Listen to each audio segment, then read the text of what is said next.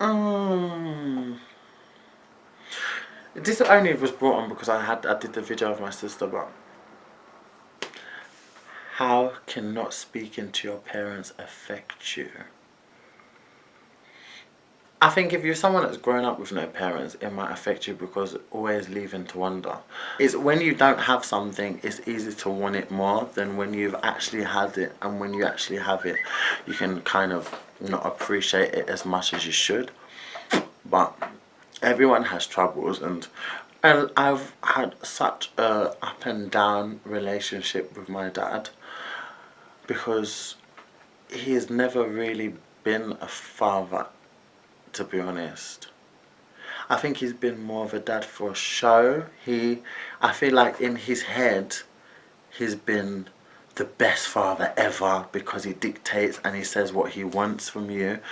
But he's never really been anyone that I would be an idol. If I ever ended up like him, I would be so angry with myself. I would never want to end up like him. Terrible. Womanizing, extremely promiscuous, such a liar. Like, he's such a liar. That's when I finally just cut him off. Because I've had enough of that in my life. A lot of broken promises. Him saying that he's going to come when he doesn't. Him saying that he's going to do this when he doesn't. Him saying that we're going to do this when we don't.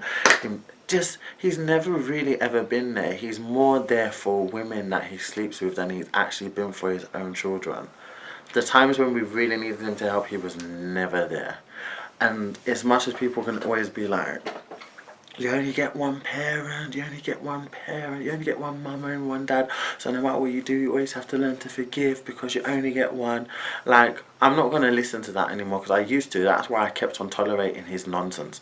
But when people are bad, they're just bad. And it makes it even worse the fact that he happens to be my parent, that he's like that. But I can't keep excusing his behaviour just because he happens to be my parent and allow and not accept it from people that I thought were friends, because then what is that saying? Like, that is obviously going to have some sort of negative influence in my life if I'm accepting his behavior but I'm cutting other people off.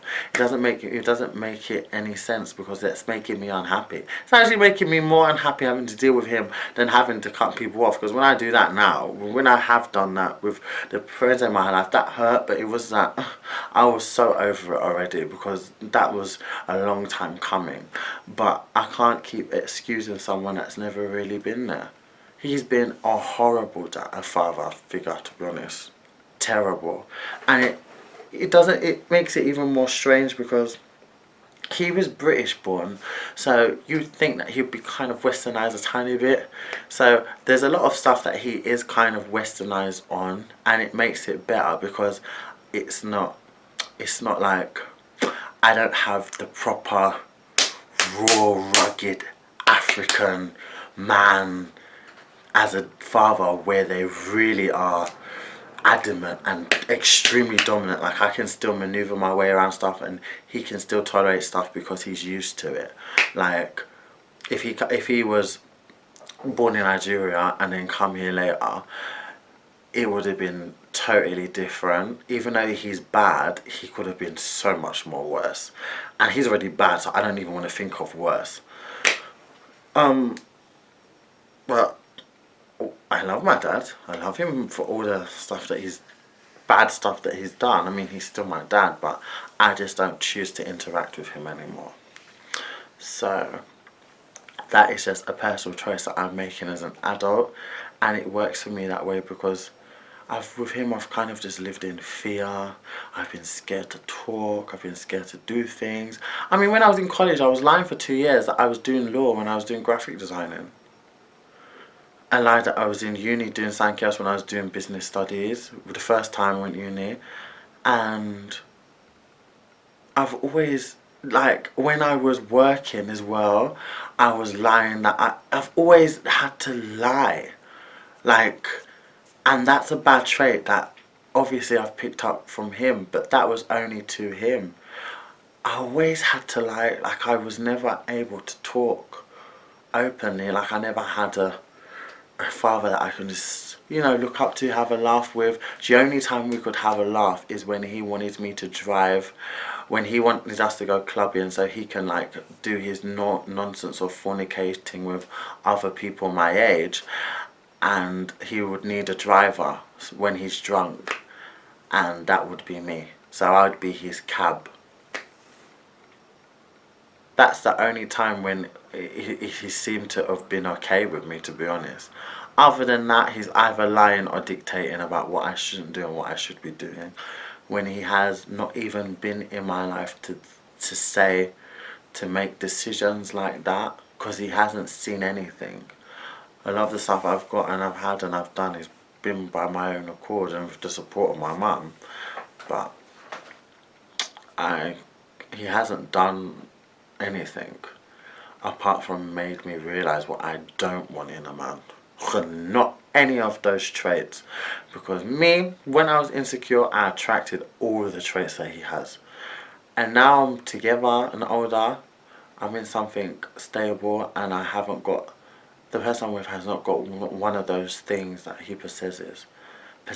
And sometimes before, it really made it strange because I was so used to those traits. And it just goes to show you that, like, as much as you don't see it, your parents and the way they act and decisions that they choose can really influence you and impact your life, especially when you're an adult. Not so much as a teenager because you don't really see it that much, but as an adult, in the people that you choose and the way and the decisions that you make, absolutely. Because when I was insecure, bloody hell, that was the only thing I was attracting, everything. All the bad qualities that my dad has. Terrible. Making moves on my friends, asking for my friend's number. Oh my god, he even tried to chat up Hawa. Ugh, terrible. Let's just not even go down the list of friends from college to now. And then I saw people that did the same, that would be talking to me and that would make moves on my friends. So funny when you look at it and you put everything together. And sometimes when something is bad, you just need to cut it out. And if it has to be a family member, then so be it. If you need to live a peaceful life, don't let anyone say that you have to or you only get one. You can appreciate and you can love from a distance. You can forgive and you can, move on with your life without having any interaction with the situation or the person.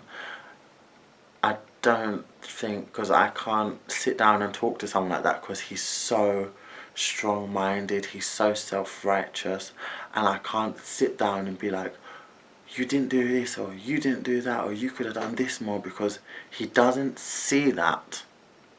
He's an African man. He don't see anything he does wrong. He will never take responsibility for anything in life. Never, never, never, ever. He would cheat, right? And then he would, if my auntie or my mum saw him, he would say that they shouldn't have been there at that time to even see it. Like, it's little stuff like that. Like, I can't have a man like that in my life, because this is when it's paramount to to avoid negative situations, especially when you're getting older. You can make mistakes when you're younger. But at this point where I'm near enough going into my 30s and 40s, I can't have someone who's just turned 50 and still thinking like that and still acting like that.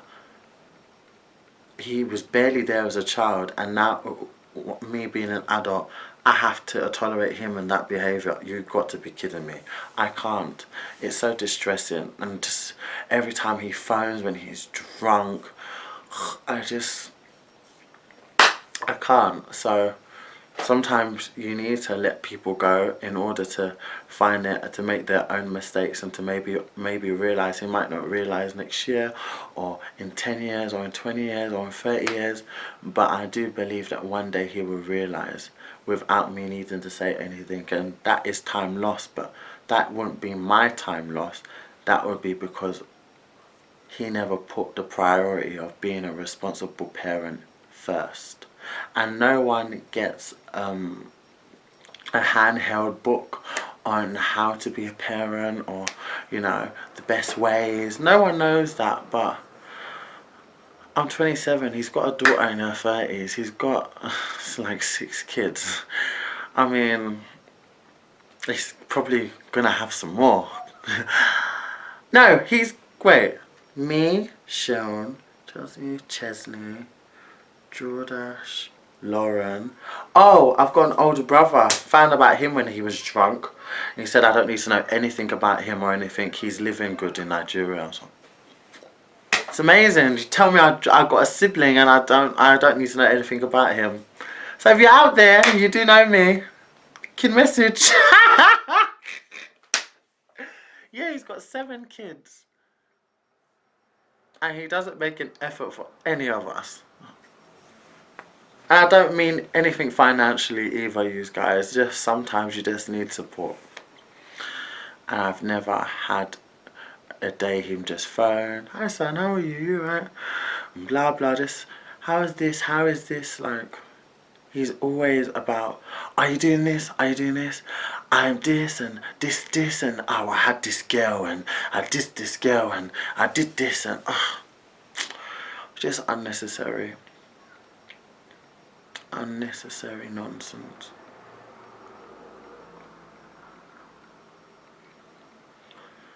So, as hard as it may seem, if your parent isn't really bringing anything positive to your life, maybe it's a good time for you to start stepping away and doing you and doing what really makes you happy, and just love them from a distance. Just because you may not speak to your parent or you may have semi-disowned them, it don't mean that you don't care for them. Sometimes you just don't need that extra baggage in your life. Like, if God forbid anything happened to him, I would never need to even blame myself. I wouldn't think, oh my God, I could have said this, I could have said that, because I've had nearly 30 years of shit. So I can't wish that I would have done. There's nothing that I personally couldn't have done different. I actually think that he should be really proud of the fact that I am the way I am and the man I am without him even being there, because I could have been so much worse. I could be smoking, I could be drinking, I could have been arrested. None of that stuff I've do. Never taken drugs, never ever. The one time I've ever been to prison was because of him getting pulled for drink driving, and I was in the car and I had to be in the police station until he was released the next morning because no one could get hold of my mum. See? Do you see that? The one time I'm in the police station was because of him anyway. Never had any nonsense like that. So, besides all the cousins I've got, drug smuggling, GBH, robbery and flipping, Jesus, I've never been involved in any of that. So if the only thing that he sees wrong is the fact that I'm gay, he should be happy that's the only thing that is wrong compared to everyone else. They don't seem to think of the odds like that. But it's whatever. I'm